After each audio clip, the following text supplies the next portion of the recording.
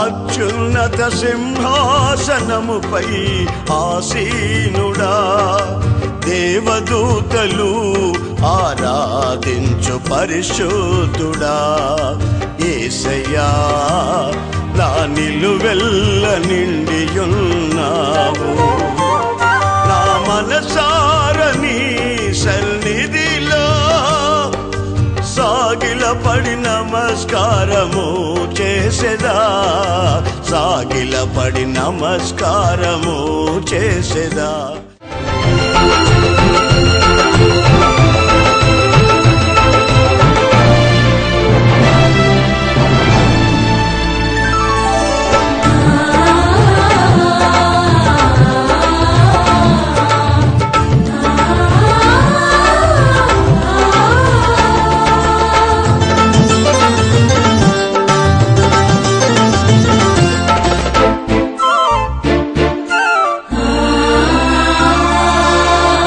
జీవితాన కురిసెనే నీ కృపామృతం, నా జిహ్వకు మధురాతి మధురం నీ నామగానామృతం. నా జీవితాన కురిసెనే నీ కృపామృతం, నా జిహ్వకు మధురాతి మధురం నీ నామగానామృతం. నీ కృపతోనే అనుక్షణం తృప్తి పొందెదను, నీ కృపతోనే అనుక్షణం తృప్తి పొందెదను.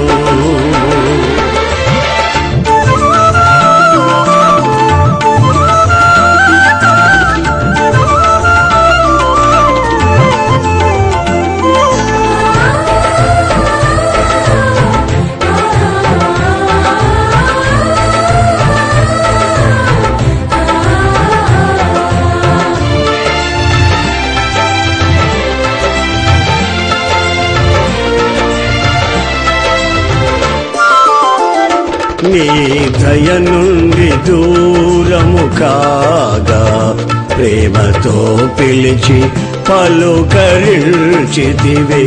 నీ దయ నుండి దూరము కాగా ప్రేమతో పిలిచి పలుకరించితివే. కృపయే నాకు ప్రాకారము గల ఆశ్రయపురమాయను, నీ కృప వీడి క్షణమైన నేనెలా మనగలను. కృపయే నాకు ప్రాకారము గల ఆశ్రయపురమాయను, నీ కృప వీడి క్షణమైన నేనెలా మనగలను. నా జీవితాన కురిసెనే నీ కృపామృతం, నా జిహ్వకు మధురాతి మధురం నీ నామగానామృతం. నీ కృపతోనే అనుక్షణం తృప్తి పొందెదను. మన ప్రభు అయిన యేసుక్రీస్తు అతి శ్రేష్టమైన నామాన్ని బట్టి ఈ కార్యక్రమాన్ని చూస్తూ వింటున్న మీ అందరికీ హృదయపూర్వక వందనాలు. మరోసారి ఈ విధంగా మిమ్మల్ని కలవడానికి ప్రభు నాకు ఇచ్చిన గొప్ప అవకాశాన్ని బట్టి దేవునికి హృదయపూర్వక వందనాలు తెలియచేస్తూ, ఈ విధంగా ఈ కార్యక్రమాన్ని చూస్తున్న మీకును ప్రత్యేకంగా వందనాలు తెలియచేస్తున్నాను. ఈ కార్యక్రమాలను చూస్తూ మీరు చేస్తున్న ఫోన్లు బట్టి నేను బహుగా సంతోషిస్తూ ఉన్నాను. మీ కొరకు ప్రత్యేక ప్రార్థనలు జరుగుతూ ఉన్నాయి. మీ సమస్యలు ఏమైనా ఉంటే అవి నేరుగా ఈ ఫోన్ నెంబర్లతో తెలియచేసి మీరు విన్నపాలు చెప్పండి. మందిరంలో ప్రతిరోజు పగలు మీ కొరకు ప్రత్యేక ప్రార్థనలు చేయటం జరుగుతుంది. దాని ద్వారా మీరు తప్పక మేలు పొందాలని ఒక సేవకుడిగా నేను ఆశిస్తూ మిమ్మల్ని ఈ కార్యక్రమానికి ప్రేమపూర్వకంగా ఆహ్వానిస్తున్నాను. ఈ లోకంలో మనిషి బ్రతికినంత కాలం కొన్ని విషయాల గురించి గొప్పగా చెప్పడం మనకు తెలుసు. కొన్నిసార్లు కొంతమంది వ్యక్తుల్ని గొప్ప చేసి మాట్లాడుతుంటాం. కొన్నిసార్లు కొన్ని వస్తువుల్ని గొప్ప చేసి మాట్లాడుతుంటాం. కొన్నిసార్లు కాలాలను కూడా గొప్ప చేసి మాట్లాడుతుంటాం. మనం కాలాలని గొప్ప చేసి మాట్లాడినా, వస్తువుల్ని గొప్ప చేసి మాట్లాడినా, లేదు మనుషుల్ని గొప్ప చేసి మాట్లాడినా దాని ఫలితం ఏమిటో మనకు తెలుసు. కానీ ఈరోజు ఆరాధన చేస్తున్న దేవుణ్ణి గొప్ప చేసి ఒక వ్యక్తి మాట్లాడాడు. ఆ విషయాన్ని మీతో చెప్పాలని నేను ఆశపడుతున్నా. ఈ పరిశుద్ధ గ్రంథంలో 91వ కీర్తన 2వ వాక్యం నేను చదువుతాను, జాగ్రత్తగా మీరు వినండి. ఆయనే నాకు ఆశ్రయము, ఆయనే నా కోట, నేను నమ్ముకొను నా దేవుడని నేను యెహోవాను గురించి చెప్పుచున్నాను. ఈయన తాను ఆరాధన చేసే దేవుడు ఎవరు అని చెబుతూ, ఆయన నాకు ఆశ్రయము, నా కోట, నేను నమ్ముకునే దేవుడు అని యెహోవాను గురించి నేను చెబుతాను అంటున్నాడు. అంటే ఇతడు ఆరాధన చేసి దండం పెట్టి పూజ చేసి అయ్యా అని చేతులెత్తి ఆరాధన చేసే దేవుడట మొదటగా ఆశ్రయ దుర్గం, రెండవదిగా ఆయన కోటలాంటివాడు, మూడవదిగా నేను నీకు దేవుడను, మీరు నా బిడ్డలు అనేటట్టుగా ఉన్నవాడట. అందుకని ఆయన గురించి నేను చెబుతాను అంటున్నాడు. మరి ఈ శుభవేళ ఈ మాటలు వింటుండగా మనం ఆరాధన చేసే దేవుడు మనకు ఆశ్రయదుర్గమేనా? మనం నమ్ముకున్న దేవుడు కోటలాగా ఉండి మనల్ని కాపాడుతున్నాడా? మనం చేతులెత్తి ఆరాధన చేస్తున్నప్పుడు ఈ స్తుతులకు నేనే పాత్రుని అని చెప్పగలిగేట్టుగా స్తుతుల సింహాసనం మీద ఆయన కూర్చుని ఉంటున్నాడా? ఒకవేళ అలా ఉంటే మాత్రం నీ జీవితం ధన్యం. సరే, ఇంతకీ ఇతడు చెప్పాడు కదా, ఆయననే ఆశ్రయము, నా కోట, నేను నమ్ముకునే దేవుడు అని ఇంతసేపు చెప్పాడు కదా. అయితే ఆయన ఇతగాడికి ఏం చేయగలడు, ఏం చేస్తాడు? మొదటగా ఒక చక్కని వాక్యం అక్కడ రాయబడింది. వేటగాని ఊరి నుండి ఆయన నన్ను విడిపించును. ఈ అధ్యాయం మీరు తర్వాత చాలా జాగ్రత్తగా చదవండి. ఎన్ని దీవెనలు, ఎన్ని విషయాలు అందులో స్పష్టంగా రాయబడ్డాయో మీరు గమనిస్తారు. మొదటి మాట ఏమిటంటే, ఆయన నన్ను విడిపించేవాడు. విడుదల కోరుకుంటున్న వానికి అవసరమైన మాట ఇది. నన్ను విడిపించేవారు ఎవరు అని ఈ రోజున ఎంతమంది గుండెలు బాదుకుని ఏడుస్తున్నారు. విడుదల అందరం కోరుకుంటాం. ఓ రకంగా చెప్పాలంటే ఖైదీగా ఉన్నవాడు విడుదల కోరుకుంటాడు, కష్టాల్లో ఉన్నవాడు విడుదల కోరుకుంటాడు, రోగైన వాడు విడుదల కోరుకుంటాడు, కూరుకుపోయిన అప్పుల్లో ఇక ఎటు చూసిన చూపు కానరాకపోతే అప్పుల నుంచి విడుదల పొందాలని కోరుకుంటాడు. విడుదల కోరుకోని వ్యక్తి ఎవ్వరూ ఉండరు. ఈ రోజున ఈ మాటలు వింటున్న తర్వాత నువ్వు ఏ ఏ సమస్యల్లో ఇరుక్కుపోయినా, విడుదల లేకుండా పోయినా, విడిపించేవాడు నాకు లేడని గుండెలు బాదుకుంటున్నా, ఎందుకో ఒక శుభవార్త నీకు చెప్పాలనిపిస్తుంది. ఈ కీర్తనాకారుడు అనుకుంటున్నాను, నేను నమ్ముకున్న దేవుడిని నీవు నమ్ముకుంటే ఆయన నన్ను విడిపించేవాడు. మరి నన్ను విడిపించినప్పుడు నిన్ను విడిపిస్తాడు కదా. ఈ రోజున ఈ వాక్యం చెప్పడానికి ఇక్కడ నిలబడ్డా నేను ఒకప్పుడు పాపానికి బానిసగా భయంకరమైన చీకటి శక్తుల చేత, అపవిత్ర చేత బంధించబడిన వ్యక్తిని. కానీ నా యేసు నన్ను విడిపించి ఆయన ఈ స్థితిలో నిలబెట్టి, ఆయన విడిపించే దేవుడని చెప్పడానికి నన్ను కూడా నిలబెట్టిన నా దేవునికి మహిమ కలుగునుగాక. అందుకని మీ జీవితంలో ఒక విడుదల కావాలని నేను కోరుకుంటున్నా. వేటగాని ఊరి నుండి అంటే పక్షులకి వేటాడి పట్టే వ్యక్తులు మనం గమనిస్తాం కదా. వేటగాడిని అతడు జల్లేది గింజలే కానీ ప్రాణంతో చెలగాటం ఆడుతూ ఉంటాడు. సరిగ్గా మానవ జీవితంలో ఒక వేటగాడు ఉన్నాడు. వాడు గింజలను జల్లి ఆకర్షించుకొని ప్రాణాత్మ దేహాలను నష్టం చేయగలిగినవాడు. ఈరోజు ఎందుకో ఈ మాట మీతో చెబుతూ ఉండగా, ఏ రకమైన ఆకర్షణల చేత ఆకర్షించబడినా దాని ముగింపు ఏమిటో నీకు తెలుసు. అనుభవం ఉన్న పెద్దలు ఏమంటారో తెలుసా? అదంతా ఆకర్షణ రా, మోసపోబాకు, దానివల్ల నష్టపోతావు అనే మాటలు మన పెద్దలు అప్పుడప్పుడు చెప్పలా? మనం చాలాసార్లు విన్నాం కదా. ఆకర్షణగా ఉంది అని అనుకుని వ్యామోహంలో వెళితే వ్యభిచార కోపం ఎంత ప్రమాదకరమో తెలుసు. ఓ రకంగా మనం ఆకర్షించబడి ప్రకటనలకు వెంటబడి లక్షలు పెట్టుబడి పెడితే దివాళా అనే బోర్డు మనకు కనబడుతూనే ఉంది. ఆకర్షణ అనే ఆ విత్తనాల వలన డబ్బు ఆకర్షణ అయినా, ఒకవేళ వ్యక్తుల ఆకర్షణ అయినా, వస్తువుల ఆకర్షణ అయినా, కొన్ని తినుబండారాల ఆకర్షణగా ఉంటే దానివల్ల కలిగే విపత్తు ఏమిటో తెలుసు. ఎందుకు గాలం వేస్తుంటాం కదా, గాలం వేసినప్పుడు చేపకి ఆకర్షణగా వెలవేస్తాం. ఆ తర్వాత అది బంధించబడిన తర్వాత దాని ప్రాణం ఎంత విలవిలలాడుతుంది. ఈ రోజున ఆకర్షణలకు లోడై నీ జీవితాన్ని నాశనం చేసుకోకూడదని నా యేసును బట్టి బ్రతిమలాడుతూ మీతో చెబుతున్నా. ఈ వేటగాడని చెప్పబడిన ఈ శోధకుడు ఎన్ని రకాలుగా విత్తనాలు వేయాలో, ఎవరికి ఏ విత్తనం వేయాలో అన్నీ వేయగలిగిన వాడు. సంసోను దగ్గరికి వచ్చి ఒక స్త్రీని గాలంగా వేసి ఆకర్షిస్తూ వచ్చాడు. మీరు కావాలని చూస్తే బిలాము దగ్గరికి వెళితే డబ్బుమని విత్తనం వేయటం జరిగింది. దాని ద్వారా ఆకర్షించబడి గాడిద చేత బుద్ధి చెప్పించుకునే పరిస్థితి వచ్చింది కదా.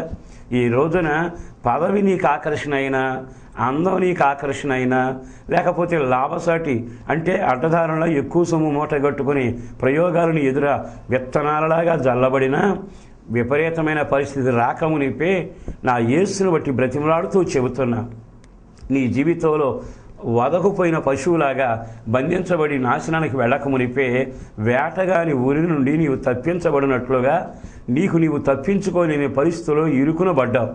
ఆ అమ్మాయిని నేను వదిలించుకోలేకపోతున్నానండి, ఈ అప్పుల్లోంచి బయటపడలేకపోతున్నానండి, ఈ నిందలలో చిక్కుబడి తలెత్తుకోలేకపోతున్నానండి, నా జీవితంలో ఆ వ్యసనంలో కూరుకుపోయి బయటికి రాలేకపోతున్నానండి, తాగకూడదు అనుకుంటున్నాను కానీ అందులోనే చిక్కుబడిపోయాను. ఈ రోజు నా యేసును బట్టి మీతో చెప్పాలనుకున్న మాట ఏమిటంటే, ఎందులో నీవు చిక్కుబడిపోయినా, నువ్వు విడుదల పొందామని అనుకున్నా నీ వల్ల కాకపోయినా నిన్ను విడిపించడానికి ఒక ఆయన ఉన్నాడు. ఆయనే దావీదునకును నాకును నీకును భక్తులందరికీ ఆశ్రయదుర్గం. ఆయన పేరు నజరేయుడైన యేసు. ఆయన తప్పక ఈ రోజున నిన్ను విడిపించునుగాక. ఒక్క మాట చెబుతాను, బాగా వినండి. కీర్తనాకారుడు 30వ అధ్యాయంలో ఒక వచనం 12వ వాక్యం నేను చదువుతున్నా. నీవు నా గోనె పట్ట విడిపించి సంతోష వస్త్రము నాకు ధరింప చేసి ఉన్నావు. ఇక్కడ మొదటిది అపాయం, ఊరి, వేటగాడి విత్తనాలు, ఆకర్షణ వలన భయంకరమైన నాశనానికి ఏడవబడటం, అందులోంచి విడిపించడం యేసు వల్ల సాధ్యం. రెండవది ఏమిటో తెలుసా? నీవు కట్టుకున్న గోనె పట్ట నుంచి నిన్ను విడిపించగలిగిన వాడు ఒక్కడే ఉన్నాడు. గోనె పట్ట అనగానే విచారానికి, దిగులుకు, కలవరానికి, కన్నీళ్ళకి, నెమ్మది లేని జీవితానికి. ఈ పరిశుద్ధ గ్రంథంలో బాధలు వచ్చినప్పుడల్లా భక్తులు కానీ వ్యక్తులు కానీ తప్పనిసరిగా గోనెపట్ట కట్టుకున్నారు. యోబు జీవితంలో గోనెపట్ట కట్టుకుని విలపించిన చరిత్ర గమనిస్తున్నాం. భయంకరమైన శాసనం చేయబడినప్పుడు మొర్దెకై గోనెపట్ట కట్టుకుని విలపించిన చరిత్ర మనం గమనిస్తూనే ఉన్నాం. గోనెపట్ట దేనికి ఆనవాలు అంటే శ్రమకు, దుఃఖానికి, వేదనకు, విచారానికి, జరగబోయే విపత్తునకు, బయటపడలేని సంఘటనకు గోనెపట్ట నిదర్శనంగా కనబడుతుంది. ఈ రోజున మీరు అనొచ్చు, ఏమండి మేము బాగానే ఉన్నాం, బట్టలు కడుతున్నాం, తెల్లని బట్టలు వేసుకున్నాం, హాయిగా బజార్లో తిరుగుతున్నాం, బండుల మీద తిరుగుతున్నాం, 5 ఏళ్ల కుంగరాలు పెట్టుకున్నాం అని మీరు చెప్పొచ్చు, నేను కాదంటం లేదు. కానీ నువ్వు ఎంత వెనక్కి తిరిగి గతాన్ని తొంగి చూస్తే ఏదో గోనెపట్ట చేత నువ్వు ఎడబడుతూనే ఉన్నావు. నీకు శ్రమ గోనెపట్టకి సంకేతం. ఈ రోజున శ్రమల మధ్యలో నీవు ఉన్నా, రోగాల చేత ఏడవబడుతున్నా, భయంకరమైన వదలని పాపం చేత ఏడవబడుతున్నా, నీ జీవితంలో ఎలాంటి సమస్యలైనా కానీ గోనెపట్ట కట్టుకుని విలపించిన సంఘటన. కొంతమంది నువ్వు పలకరిస్తావా? అన్నీ బాగానే ఉన్నాయండి. ఆ రెండో కొడుకుని గురించే వేదన అంటే అతగాడి జీవితం వీళ్ళని గోనెపట్ట కట్టిస్తూనే ఉంది. కొన్నిసార్లు ఆర్థిక పరిస్థితి. ఈ రోజున నా యేసుని బట్టి చెబుతున్నాను సహోదరులారా, నీ పరిస్థితులు నిన్ను దుఃఖంగాను, వేదనకను, కలవరానికి, కన్నీళ్ళకి ఈడ్చుకుని వెళ్ళిపోతూ ఉన్నా ఆ గోనెపట్ట నుంచి విడిపించేవాడు ఒక్కడనూ లేడు. చాలాసార్లు వాళ్ళ కాళ్ళు వీళ్ళ కాళ్ళు పట్టుకున్నావు, బ్రతిమలాడావు, కానీ గోనెపట్ట అలాంటి దుఃఖం వదిలిపోయిందా? నువ్వు ఎన్నో మందులు మింగావు, కానీ ఆ దుఃఖం ఆ రోగం వదిలిపోయిందా? ఎన్నో ప్రయత్నాలు చేశావు, చేస్తానన్న మంత్రులు ఉన్నారు, సామంతులు ఉన్నారు, కానీ తర్వాత చేతులు పైకేస్తే నువ్వు ఏం చేయగలిగావు? ఎందుకో నా యేసును బట్టి బ్రతిమలాడుతున్నాను. నీవు గోనె పట్ట కట్టుకున్న విధవరాలు విలపించినట్టుగా, యోబు విలపించినట్లుగా, నిశ్చయముగా ఈ ముర్దేకాయ విలపించినట్లుగా నినివే ప్రజలు అట్ట గోని పట్టా కట్టుకుని విలపిస్తూ వచ్చారట. అంటే ఎక్కడ మరణం ఉంటుందో, ఎక్కడ దుఃఖం ఉంటుందో, ఎక్కడ వేదన ఉంటుందో, ఎక్కడ కలవరం ఉంటుందో, నిన్ను కలిచివేసే సంఘటనలు నీకు గోని పట్టాను గుర్తు చేస్తూ ఉంటే అందులోంచి నువ్వు బయటపడలేకపోతే అది ఎంత బాధాకరం. అందుకే కదా మనవాళ్ళు ఏదోటి తాగి ఈ జీవితాన్ని ముగిద్దామని. నేను మీతో చెప్పేది ఏమిటంటే, ఒకవేళ ముగింపు జరుగుతుందనుకుంటే, గోనిపట్ట లాంటి నిదర్శనంగా ఉన్న బాధల్లోంచి విడుదల పొందాలి అనుకుంటే, ఒకవేళ విషం తాగి చస్తే బాధ తీరితే అందరూ ఆ మార్గాన వెళ్ళొచ్చు. కానీ గోనిపెట్టని ఈ రకరకాల బాధలు తప్పించుకోవడానికి విషం తాగి ఆత్మహత్య చేసుకుంటే అక్కడ మిగిలింది ఇంకా బాధాకరమైంది. అది నికరమైన రాజ్యం, అది నికరంగా ఉండి తగలబడే యుగ యుగాలు కాలే సామ్రాజ్యం. దాని పేరు సాతాను సామ్రాజ్యం. చీకటి, అగ్ని గంధకాలు, వేదన, కలవరం, నరకం అనండి, దాని పేరు యమగొండం అనండి, ఏది ఏమైనా ఇక్కడ ఇంకా బాధలు ఉంటాయి. ప్రియ దేవుని బిడ్డలారా, ఈ రోజున ఈ వాక్యాలు వింటుండగా నీకుండే బాధలు నీకుండి గోని పట్టా కట్టుకుని మూలుగుతున్నట్టుగా ఇంట్లోంచి బయటికి రాలేక, పిల్లల గురించి చెప్పుకోలేక, జరిగిన సంఘటనలు తట్టుకోలేక మూలుగుతూ గోని పట్టాలట అనుభవంలో సాగుతున్న ఈ రోజు నా యేసు బహుతేటగా నీతోనే మాట్లాడుతున్నాడు. నిశ్చయముగా గోని పట్టాను విడిపిస్తాను, సంతోష వస్త్రాన్ని నీకు ధరింపచేస్తాను. దేవునికి స్తోత్రం. తప్పిపోయిన కుమారుని గురించి ఎన్నోసార్లు విన్నాం. ఎవరు చెప్పినా తప్పిపోయింది ఎవరైనా కానీ ఒకవాడి చరిత్ర మాత్రం దారుణంగా మిగిలింది. అక్కడ పందులు తినే పొట్టుతో బతకాలని ఆశపడ్డాడు. కానీ జరిగింది ఏమిటి? చివరికి దేవుని దగ్గరకు, తండ్రి దగ్గరికి తిరిగి వచ్చాక అతనికి విలువైన వస్త్రాలు, పాదరక్షలు, చేతికి ఉంగరం, వాయిద్యాలు, ఆ ఇంటి కళే మారుతూ వచ్చింది. ఈ రోజున నీవు కానీ నా దేవుని వైపు తిరిగి, నిజంగా నా ఆశ్రయదుర్గము నీవేనయ్యా అని కానీ నీవు ఆయన వైపు తిరిగి, నీవే నా కోట అని అంగీకరించి, దయచేసి నీవు తప్ప నాకు దేవుడు లేడయ్యా అని ఆయన వైపు తిరిగి నీ గోడు, నీ బాధ, నీ గోని పట్ల చరిత్ర అంతా ఆయన దగ్గర చెప్పి, అయ్యా నన్ను కనికరించవా అని అడగగలిగితే ఆయన తప్పక గోని పట్టాను విడిపిస్తాడు. నీకు నోటి నిండా నవ్వు ఉండేటట్టుగా ఓ బలమైన కార్యం చేసి చూపించగలిగిన సమర్థుడు ఆయనే. ఆయన పేరు నజరేయుడైన యేసు. ఈ కీర్తనాకారుడు ఏమంటాడు తెలుసా? మీరందరూ ఎవరి గురించి అయినా చెప్పండి, నేను మాత్రం విమోచించేవాని గురించి చెబుతాను, విడిపించేవాని గురించి చెబుతాను. నేను మాత్రం నా కోటను గురించి చెబుతాను. నాకు అండలాటి, బండలాటి, ఆశ్రయ దుర్గములాగా ఉన్న నా దేవుని గురించి నేను చెప్పకుండా ఉండలేను అని ఎంత తేటగా చెబుతున్నాడు. ఎందుకో ఈ మాటలు మీరు వింటూ ఉండగా ప్రభు మిమ్మల్ని దర్శిస్తున్నట్టుగా నాకు అనిపిస్తుంది. తప్పనిసరిగా దేవుని దర్శన భాగ్యం నీకు కలుగుతుంది. ఒక విడుదల నీ ఇంట్లో ప్రారంభం కాబోతుంది. దుష్ట శక్తుల చేత పీడించబడుతున్న, వినాశన పంచుల్లో ఊరేగుతున్న, తప్పనిసరిగా నేను కోరుకునేది నీకును నీ కుటుంబానికి విడుదల కావాలి. నిన్ను పట్టిన బాధాకరమైన గోని పట్ట అలాంటి బాధలు వదిలి వెళ్ళిపోవాలి.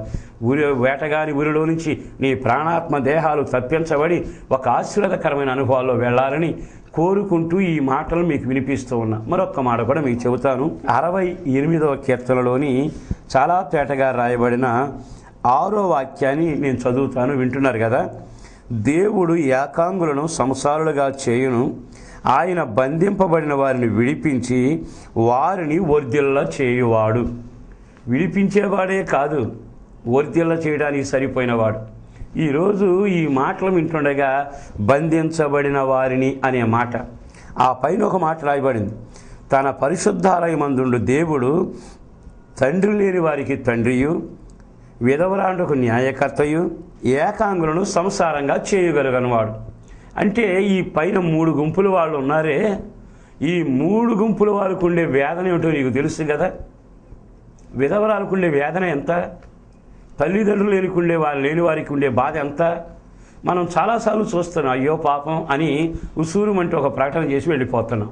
కానీ తల్లిదండ్రులు లేకపోతే పిల్లలకు ఉండే బాధ ఏమిటో, భర్త లేకపోతే విధవరాలు అయిపోతే ఆమెకు ఉండే వేదన ఎంతో, ఎదిగిన పిల్లలకు జత కలవకపోతే, ఏకాంగులుగా ఉండిపోతే వాళ్ళ బాధ ఏమిటో ఒక్కసారి ఆగి ఆలోచిస్తే దేవుడు ఇక్కడ అంటాడు, ఇట్లా బంధించబడిన వారందరినీ, అంటే ఏ రకమైన బంధకం కానీ ఏ రకమైన సమస్య కానీ, తల్లిదండ్రులు లేని వారిని మనం పలకరిస్తే పలుకుతారు, నవ్వితే నవ్వుతారు, కానీ గుండె నిండా ఉండే బాధ అందులోంచి విడిపించగలిగిన వారు ఎవరు? ఆ తీరణ బాధ డబ్బుతో జరిగేది కాదుగా, ఒక జత బట్టలిస్తే ఒరిగేది కాదుగా, కానీ ఆ తల్లిదండ్రులు లేని లోటు తీర్చగలిగిన సమర్థుడు ఉన్నాడు అనుకుంటే ఆయన పేరు నజరేయుడైన యేసు. అందుకే ఈ రోజు నీ మాటలు చాలా తేటగా చెబుతున్నాడు. వీళ్ళ బాధలు నాకు తెలుసు, వీళ్ళు ఏ రకంగా బంధించబడ్డారో నాకు తెలుసు. నేను ఇప్పుడు వీళ్ళని మాత్రమే కాదు, వ్యసనాల్లో బంధించబడిన, నిరాశలో బంధించబడిన, తల ఎత్తుకోలేని పరిస్థితుల్లో బంధించబడిన, పరిస్థితులు అస్తవ్యస్తమైపోయి నా కర్మ ఇంతే అనుకుని నిరాశ చీకటిలో బంధించబడిన నేను వారిని విడిపిస్తాను. ఎంత చక్కని మాట అండి. ఈ మాట ధైర్యంగా నీకు ఎవరైనా చెప్పగలిగారా? ఏదో 4 మాటలు చెప్పుకుని కాలయాపన చేసుకుని బ్రతికేందుకు ఈ లోకంలో దేవుడి పేరు చెప్పి బతకాల్సిన అవసరం లేదు.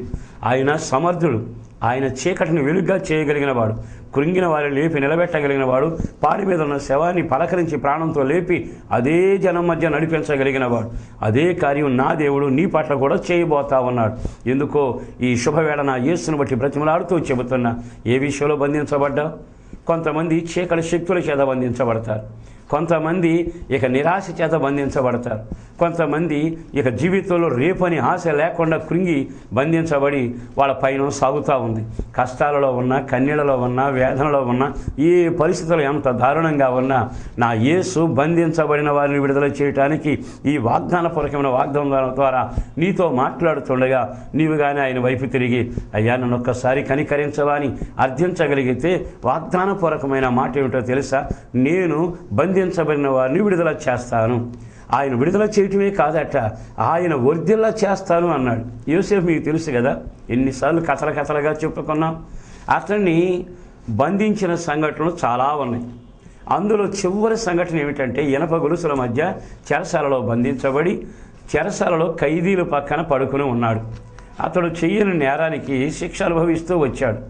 బంధించబడిన వారు విడుదల చేస్తాను, బంధించబడిన వారు విడుదల చేస్తానని పల్లవి మాత్రం పాడేవాడు కాదు నా దేవుడు అన్నట్టుగాని ఆ దేశ రాజుగారికి కల వచ్చేటట్టుగా, కళకు అర్థం చెప్పగలిగిన వ్యక్తులు లేకపోతే ఆ జ్ఞానం ఇతగాడికి ఇచ్చి ఇతరులను నిలబెట్టి కళకు అర్థం చెప్పించి ఆ తర్వాత ఇనప గొలుసుల్లో మగ్గిపోతున్న వారిని విడుదల చేసి సింహాసనం తీసుకొచ్చి రాజుగారి పక్కన ఒక్క సింహాసనం వేసి అతగాడిని కూర్చోబెట్టడం చరిత్రలో మనం ఎన్నిసార్లు వింటూ వచ్చాం. ఈ రోజున నా యేసును బట్టి బ్రతిమలాడుతూ చెబుతున్నాను, సహోదరులారా, నిన్ను విడిపించడం మాత్రమే కాదు ఈయన, నీవు బంధించబడితే చూసి సరేలే అనేవాడు కాదు, కానీ ఖచ్చితంగా బంధకాల నుంచి తెంచగలిగిన వాడు, బంధకాలు విడగొట్టగలిగిన వాడు, రాచబాట కల్పించగలిగిన వాడు, రాజ్యానికి తీసుకొచ్చి నిలబెట్టగలిగిన వాడు, ఆయనకు ఆయనే సాటి, ఆయన పేరే నజరేయుడైన యేసు. మరి ఈ రోజున సింహాసనం మీద కూర్చున్న, సింహాసనం మీద ఉన్న యోసేపు నీ కనబట్టంలా మనం చాలాసార్లు విన్నాం కదా. ఎందుకో నా దేవుడు అంటాడు, ఎవ్వరు బంధించబడినా సత్వరం కదిలి వచ్చేవాడు నా దేవుడు, ఎవ్వరు బంధించబడినా ఆయన దృష్టి సారించే దేవుడు. అందుకని నన్ను ఎవరు పట్టించుకుంటారు, నాకెవరు దిక్కున్నారు, నా పరిస్థితి ఏమిటి అని కృంగిపోతూ ఒకవేళ వేదనతో ఉన్నా నిశ్చయముగా బంధించబడిన వారిని విడిపించడానికి దేవుని కనుదృష్టి భూలోకంలో సంచరిస్తుంది. పేతురు బంధించబడ్డాడు, కానీ దేవుడు ఊరుకోలేదుగా. ఆ దూతను పంపించి నిశ్చయముగా ఒక విడుదల చేస్తే గొలుసులు ఊడిపోవడమే కాక రహదారిగా ఆ వెళ్ళవలసిన ప్రార్థన ఇంటికి వెళ్ళేట్టుగా కార్యం చేయలే. ఎందుకో నా దేవుని బట్టి బ్రతిమలాడుతూ మరలా చెబుతున్నాను, ఈ విషయాన్ని నీ మనసులో పెట్టుకుని దైవ చిత్తానుసారంగా విడుదల కలుగు చేయగలిగిన వాడు, వేటగాని ఉరి నుంచి నిన్ను కాపాడి నీకు ఒక స్వేచ్ఛ ఇవ్వగలిగిన వాడు, నిశ్చయంగా గోని పట్టా నుంచి విడిపించి నీకు ఉల్లాస వస్త్రం ధరింప చేయగలిగిన వాడు, ఈ భయంకరమైన బందీకానాలాంటి సమస్యలో చిక్కుపడిపోయిన నీకు నా దేవుడు విడుదల చేయటమే కాక నిన్ను వర్ధిల్ల చేయగలిగిన వాడు. ఇంకొక మాట కూడా చెబుతాను. గలతీ సంఘానికి పౌలు ఒక ఉత్తరం రాశాడు.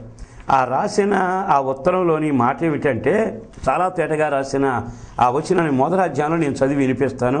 గలతీ సంఘానికి పౌలు రాసిన ఉత్తరంలోని మొదటి అధ్యాయంలోని 4వ వాక్యం, మన తండ్రి అయిన దేవుని చిత్త ప్రకారము క్రీస్తు మనలను దుష్టకాలములో నుండి విమోచించవలనని మన పాపముల నిమిత్తము తన్ను తాను అప్పగించుకొనెను.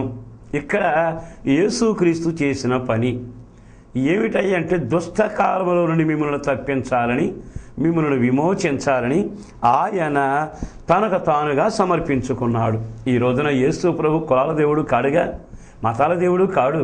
దుష్టకాలంలో ఎవరున్నా, దుష్టత్వంలో ఎవరున్నా, వేదనలో ఎవరున్నా, చీకటిలో ఎవరున్నా ఆయన బిడ్డలుగా మనల్ని చూచి మనల్ని విడిపించడానికి, విమోచించడానికి ఆయన దిగివచ్చాడు.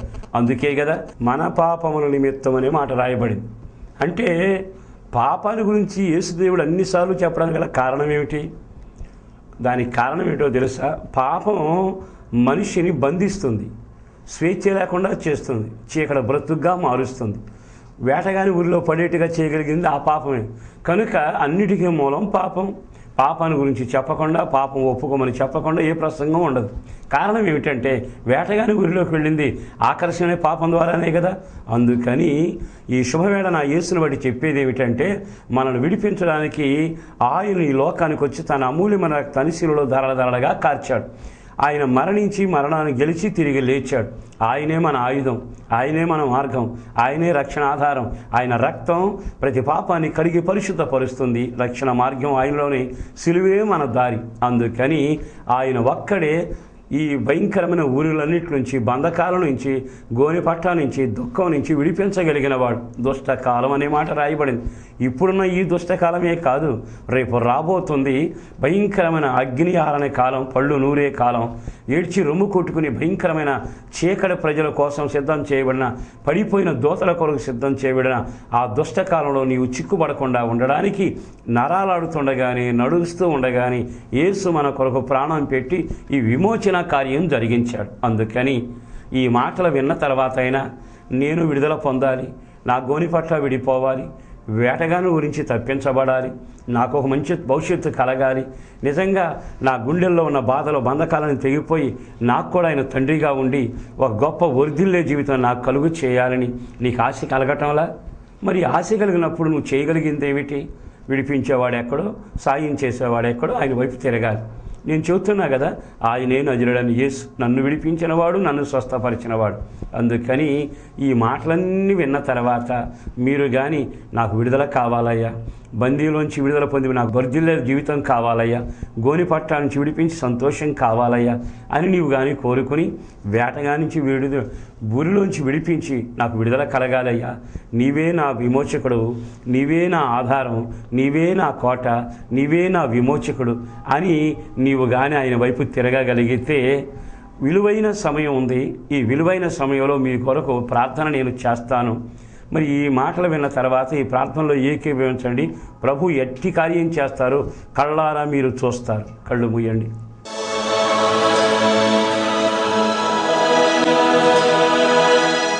ప్రేమాస్వరూపైన ప్రభు, వందనాలయ. విశేషమైన కృపచేత నీ బిడ్డలను నింపండి. నమ్మదగిన దేవుడు, అందుకు వందనాలు. నన్ను విడిపించి విమోచించిన వాడా, ఈ మాటలు ఎవరెవరు వింటున్నారో, ఎవరింట్లో ఏ బాధలు, ఏ బంధకాలు, ఏ చీకటి, ఏ గోనిపట్ట ఎక్కడ ఉన్నా వారికి ఒక విడుదల కలగాలని కోరుకుంటున్నాం. మహత్తరమైన కార్యం జరిగించండి. మీరు మాత్రమే మహిమ పొందాలి. వారికి విడుదల కలగాలి, వెలుగు కలగాలి, అభివృద్ధి కలగాలి, ఆశ కలగాలి, సంతోషం కలగాలి, రక్షణ భాగ్యం కలగాలి. అట్టి విధంగా బిడ్డలందరినీ దీవించి వాళ్ళ జీవితంలో ఒక అద్భుతం చేసి రక్షణ భాగ్యంతో నీతో నడిచే కృప దయచేయమని, రోగులైన వారిని ముట్టండి, స్వస్థపరచండి, నెమ్మదిని కలుగు చేయండి. కృపాబాహుళ్యాన్ని కీర్తి కలిగినట్లుగా ఓ ఉన్నతమైన కార్యం జరిగించి మీరు మహిమ పొందుతారని యేసు పరిశుద్ధ నామాన ప్రార్థించి విన్నవించి వేడుచూ ఉన్నాము తండ్రి. ఆమేన్, ఆమేన్. తండ్రి అయిన దేవుని యొక్క ప్రేమ, ప్రభుని యేసు క్రీస్తు వారి కృప, పరిశుద్ధాత్మదేవుని అన్యోన్య సహవాసం ఇప్పుడును ఎల్లప్పుడును సర్వ పరిశుద్ధులకును మీకును మనకును కృప సమృద్ధిగా తోడైయుండునుగాక. ఆమేన్. మీ అందరికీ హృదయపూర్వక వందనాలు. మీ ప్రార్థన అవసరతలకై సంప్రదించవలసిన మా చిరునామా ఎం దేవదాస్ గారు, hosanna Mandir, Nuzvid road, Hanuman junction, Krishna జిల్లా, ఆంధ్రప్రదేశ్. మా ఫోన్ నంబర్లు 0865242751 9440772772.